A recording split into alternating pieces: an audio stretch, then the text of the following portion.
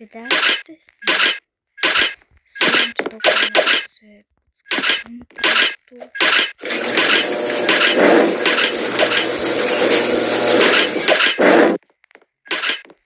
Ето.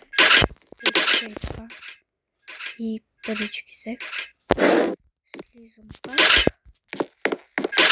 сега трябва задължително да е 17.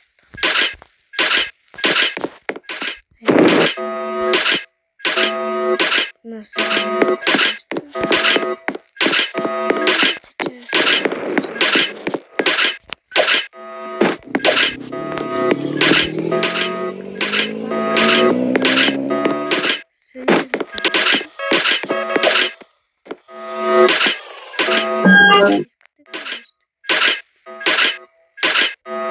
Телепортирам толкова.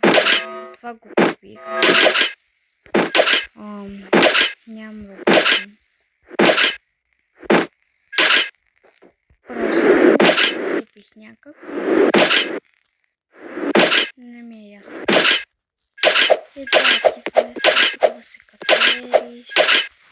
Да отидеш до тук.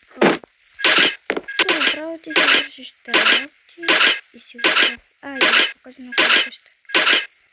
На тази къща запомнете я.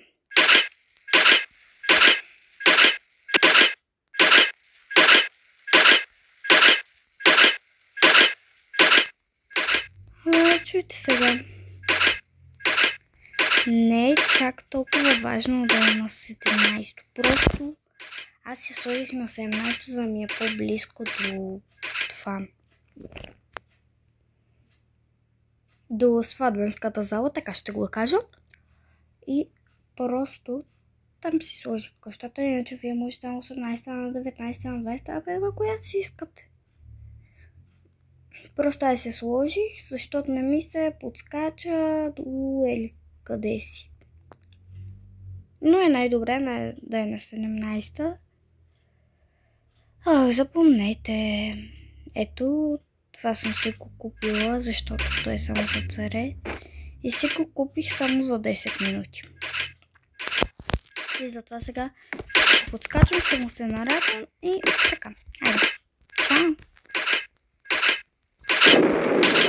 Гледайте, исках да направих, надявам се да сте видяли нищо от лицето ми. Тук не искам просто да си го снимам още малко и ще си го снимам вече, обещавам ви. Чао!